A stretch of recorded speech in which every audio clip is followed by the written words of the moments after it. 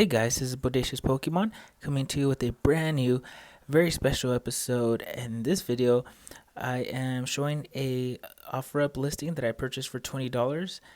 As you guys could see, the cards are not in the greatest condition, and you guys will see this just be a complete disaster. It really hurts me to see the cards like this, especially with these cards. They're Wizards of the Coast. And a lot of these cards I was missing, and to see these like just super damaged, I was like, no way, please, dear Jesus, take the wheel, don't do it, don't. As you guys see, this big pour around, it's like super arched. So I'm going through the cards, and I just see like it's basically water damage. As you guys see, water damage, and then like a couple creases, couple folds here and there. So quick recap of the listing. I saw it on OfferUp. I offered $20. Guy said 25. I didn't even look at that initial message, and then he sent me another one. Okay, I'll do 20. So once I saw the 10 minutes later, I checked the OfferUp app. And then I responded back to him. I'm like, all right, let's do it. So we met up. Guy was like, yeah, I don't have the cards ready. Just coming through the house. And I was a bit skeptical of going in. So I just waited outside. But he came out with the cards, with the bands. And once he passed them to me, I was like, oh, they're in a lot worse of a condition than I initially thought. And like I said, a lot of these cards I really needed. That Dark Raticate, a bunch of these cards I really needed. Dark Crocodile. It was just really sad to see them like this. And I was like, okay, I guess I'll try to fix them. I did end up using, get out of the way. Go away. I did end up using an iron to try to fix some of these cards. And it did help with some of the cards, but with others, it didn't. And right here I was just saying like, wait, is this fake? Because some of these cards were fake. I threw them away, and look how damaged this one is. It's just crazy like how damaging water could be with these cards. And there's so many good cards here. Even like that non-holographic Kingdra right there, it's just amazing. I'm just trying to look at it, see if it was possible to try and salvage it. And some of these I did end up being able to salvage some of these, but it was near impossible to completely 100% fix them. So it was kind of like, I guess I'm stuck with these. So, but they are history. It's Pokemon history right here that I'm basically holding on to, damage or not. And as you could see, it was like a variety of a bunch of the earlier Wizards of the Coast stuff from base set all the way to, I believe, Neo Revelation. I think that one was the last Neo set that came out. And a lot of the Neo sets are really nice. I didn't realize how nice they were as a kid. Look at that, it's completely damaged. Yeah, I don't know. As a kid, I just thought like, oh, Pokemon cards, I just want them all. That was basically the slogan. And I see the cards, super damaged, and it just sucked. But yeah, the Neo Revelations, or the Neo set, just an amazing artwork that the artists did. So, and the reason why I decided to go forward and buying this set was because I saw a specific card here, and you guys will see in a little bit. And yeah, some of these cards are like super stuck. I was like, oh, I'm gonna have to wash my hands after this. But I saw a specific card that you guys will see in a little bit that I was like, okay, I'll get my money's worth for sure with this card. It looks like in pretty good condition from the picture. Yeah, I was looking at the trainer, and I was like, wait, is this shadowless? And some of these cards were shadowless from a base set, and there were some first editions, which is pretty cool to find. Look at that arch. It's crazy. It's like a bow. I can make a bow out of this card. And I think with the holographics, it's a lot easier to fix, which is crazy to think. But I didn't really care for the holographics. At least the older ones. I mean, I did care, but I already had those. It was the commons, uncommons, and the non-holographic rares that I was really hoping to have a come up with. So, but the reason why the holographic cards are a lot easier to fix is because you can bend them. And I mean, you can also bend the non-holographics, but it's a lot harder to, because if you use heat, like for example, like I said, I use an iron to try to fix these cards, and the heat kind of helps you, I guess, re-alter the condition of the card. You can make it a lot more straighter, and I was able to do that with these with the holographics. They were a lot better. You do run the risk of making it not worse, but warped differently, and that's what you run the risk of. But basically, when it's hot, you kind of have to use your fingers to kind of strain it out. And if you mess up, okay, you can always just reheat it again, and the card kind of just like gets really soft and loosens up.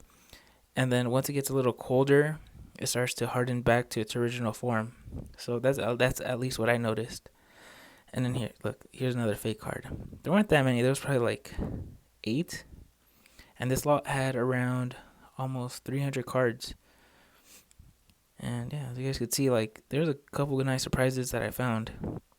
These 2 cards was pretty cool. They're in pretty decent condition. Just a little folding, little warping, minor creases. Like I don't really care for minor creases, especially with like the older cards. The older cards are just sometimes really hard to get because they're pretty expensive. So I'm like, you know what? If the card value drops by half, I'm willing to pay for that. As long as I have the card in pretty decent condition, I'm happy. I'm not a picky person when it comes to the cards, but eventually I will want to, get out of the way. I will want to start collecting PSA cards, and I know that will be damaging my pockets. But yeah, some of these cards were just so cool, and I really wish that I could put them in my folder, but a lot of these I feel like I just would not be happy to keep them in my folder. And look at this card.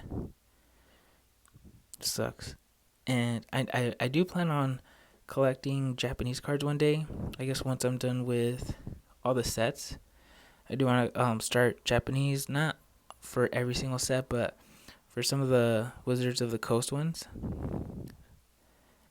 And yeah, I'm assuming the way that these cards were damaged were from the original owner probably had them in the closet, or probably more likely in the garage in a box, and there was a leak in the ceiling, and I'm assuming water just came through the ceiling, went through the box.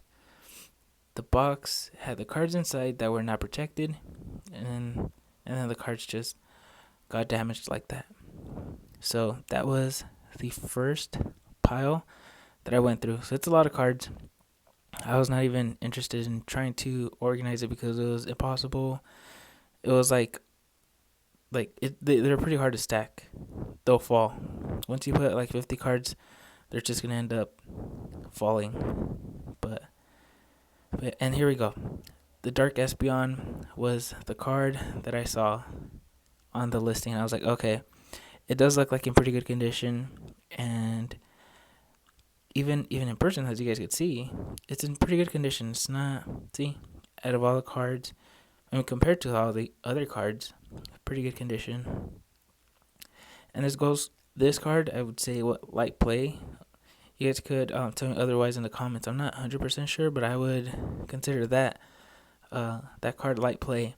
So even light play Dark Espeon, it goes for around $28. So I was like, okay, I basically made my money there, and then a little some after, assuming I were to sell it. Yeah, get away. Frank Thomas, great baseball player. Look him up if you guys don't know him.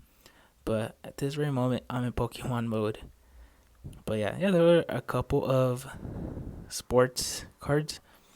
And back then when I was a little kid, I loved basketball cards. Basketball cards were so cool. And yeah, that kind of hurt me doing that to War Turtle. But they are not allowed to have any clout on this video. But yeah, there was a couple of baseball cards here.